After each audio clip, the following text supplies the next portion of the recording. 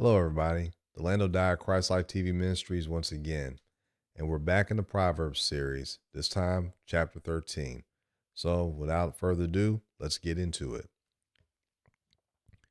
I'll be starting at verse 1, and I'll title the section Two Types of Sons, verses 1 through 6.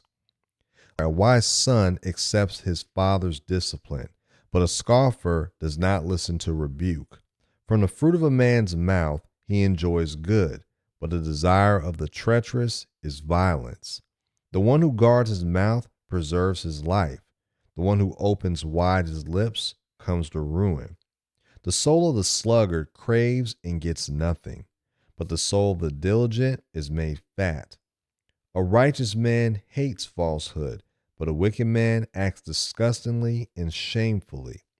Righteousness guards the one whose way is blameless, but wickedness subverts a sinner. Now, imagine, if you will, a father who gives his son godly discipline. In one scenario, a child, that is the son, accepts his father's correction and learns how to live right. Therefore, he becomes wise. On the other hand, you have a son who scoffs or mocks godly rebuke, making that child unwise. Do you remember what it said in Psalms chapter 1, verses 1 and 2?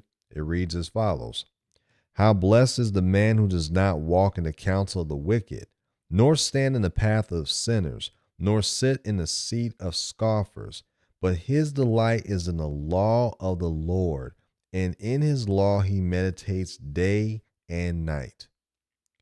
Now, while we're thinking about that, let's go to the next section, as I titled it, Stay Stunning Free, verses 7 through 11.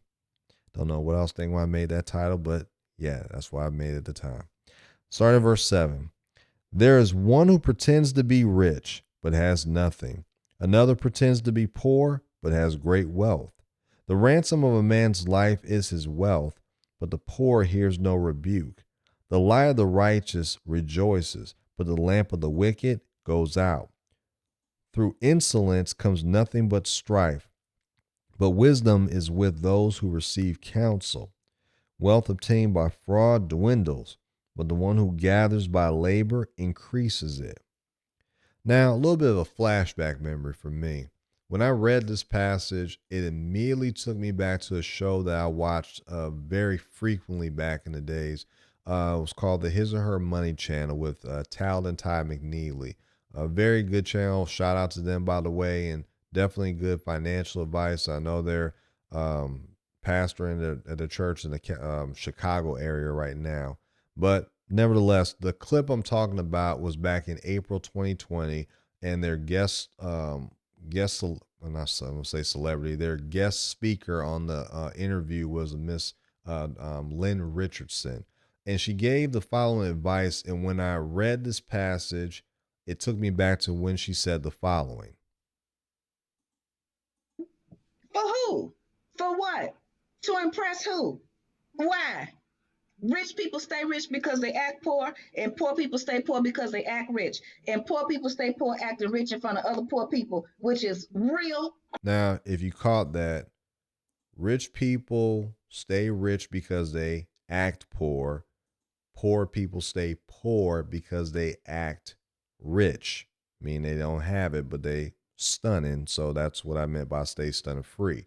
And then poor people are trying to impress other poor people, which is real crazy. More or less her words, how she said it. So if you really want to be truly blessed as far as in the wealth portion, I'm not a prosperity preacher. Stop acting like something that you're not. If you don't have the means, don't try to live off of debt to try to live this high life. It doesn't work out, especially when the creditors come knocking at your door for their money or they take away everything that you bought on credit. Doesn't make sense. But another thing that's interesting in this passage, the ransom remark. Now, the wealthy can be susceptible to ransoms. You ever notice anybody poor being held for ransom? No, it's usually people who are of high stature, ones who can afford to dish out extravagant amounts of money or monetary gifts, if you will. but the poor is not really. I mean, what can a thief get monetarily from a poor person? They can try, but it's not as easy to get something from someone who doesn't have a lot. Now, next section was really 12 through 21 is more contrast. It's something that I believe I may have mentioned before in Proverbs and really in Jewish culture.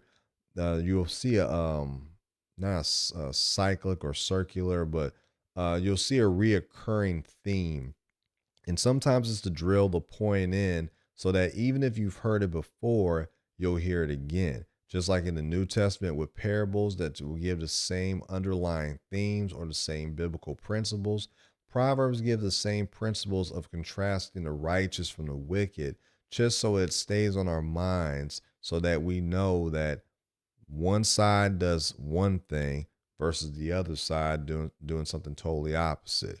So with that in mind, here we go. Verse 12.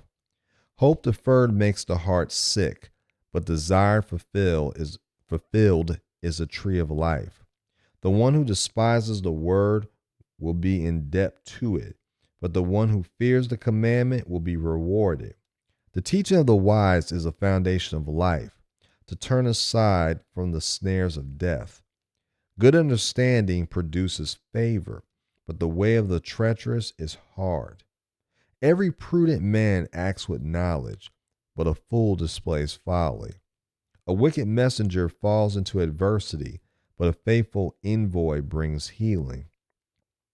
Poverty and shame will come to him who neglects discipline, but he who regards reproof will be honored. Desire realized is sweet to the soul, but it is an abomination to fools to turn away from evil. He who walks with wise men will be wise, but a companion of fools will suffer harm.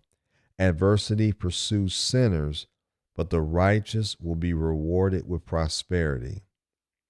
And last but not least, just as we begin with the analogy of the two sons, a father who disciplines one son versus the who becomes wise versus the father who disciplines another son who does not take heed and therefore becomes foolish.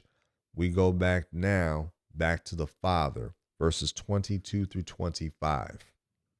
A good man leaves an inheritance to his children's children, and the wealth of the sinner is stored up for the righteous. Abundant food is in the fallow ground of the poor, but it is swept away by the injustice. He who withholds his rod hates his son, but he who loves him disciplines him diligently. The righteous has enough to satisfy his appetite, but the stomach of the wicked is in need. And going back to the fatherly attributes, we see in one sense, well, in verse 22, that a good man leaves an inheritance for his children's children. Now, even if it is not a huge monetary inheritance, something left behind, through life insurance policies, what you work for in retirement, last will and testament. I give these assets or these properties to my next of kin or my firstborn, etc. You can leave behind something that's even more important than money, and that is godly wisdom.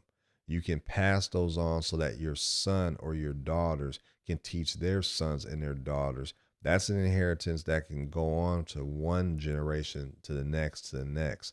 And to be honest, that can stretch a lot longer than money can. Because if you have godly discipline and if you have godly principles instilled in you and it's instilled into your children and they practice that, as far as being able to make a living, not just for sake of being wealthy and all that, the money will be there regardless of the times you live in. But godly wisdom is more important. I would even contend it's more important than getting rich or being wealthy. Next verse. Abundant food is in the fallow ground of the poor, but it is swept away by injustice.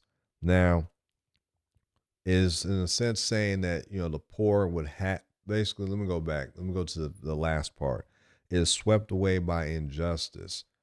notice a good father is not going to allow wrong to be done without something to correct it. Now, does everything in this world, in this life that we live, does it go? Um, do they go without punishment? As far as appearances are concerned, it may. But keep in mind, even in the Bible, Old Testament and New Testament, it talks about how God will deal with those who have done wrong. I believe it's Psalms 37 and Psalm 77 that talks about how the wicked's end is predicted, how they will face a judgment by God. So, well, I don't want to go to that because it's taking me off course from the last part. But also, verse 24, speaking of the father, if a person withholds discipline, i.e., the rod, from his son, it says that he hates his son. That may seem harsh, but let's put it this way. If you are a father and you have a son or a daughter, and let's say your son and your daughter verbally talks back to you. Let's say your father, say you're a father and your son or daughter physically does stuff to you, like sticks their tongue out or says foul language or stumps away when they're angry or yells at somebody else. And if you don't correct that as the parent, as the father in this context, what happens when they get outside of your home and somebody of authority tells them to do something? Do you think they're going to be nice to that person in authority, like a police officer, a teacher, anybody in that nature, or someone who's elderly? Are they really going to respect that person if they don't respect people in their own homes? That's something worth thinking about. Now, I'm not saying be abusive by no means, but you cannot expect your child to act right or disciplined or godly if you are not disciplining them yourself. But it also is also a flip side to that. You cannot tell your son or your daughter to act right if you, the father, are not acting right either. It goes both ways. It's not just what you say, but it's also what you do. And lastly, the father being content. Verse 25. The righteous has enough to satisfy his appetite, but the stomach of the wicked is in need.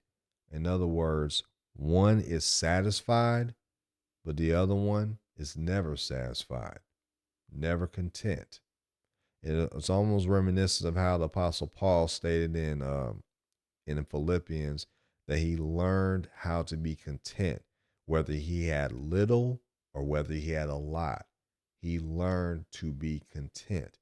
If it's all about, well, I need more, more, more, more, more, more, you're never going to be satisfied because your appetite, whether it's food in this case, but if it's for any other things in this world, you'll never be satisfied. You'll always want more. You may lose sleep for it. You may not get the rest you need for it. You may continue to work, and it may even be a legitimate need. But if you're not satisfied in Christ, if you're not satisfied in the Lord, when is enough enough? And if we're passing that on to our children, that you always got to pursue, you always got to go, always got to go, when do they see you rest? When do they see you take time out to recharge? If you always go, go, go, go, go. Something worth thinking about. But in any case, that's the end of this proverb, this chapter. And until next time, we will see you once again on the series. But if you haven't already, please like the video. Please share the video. Please comment. Please subscribe if you have not subscribed to the channel already. And we will be bringing more materials in Proverbs and other subject matters as we can get the videos uploaded and sent out. And on that note, take care, everybody. God bless. Peace. I'm living that Christ life, that right life, that holy life, a God-fearing life, because I want to have eternal life. See that double life? It's the wrong life. It brings a lot of strife, then you find yourself living that hell life.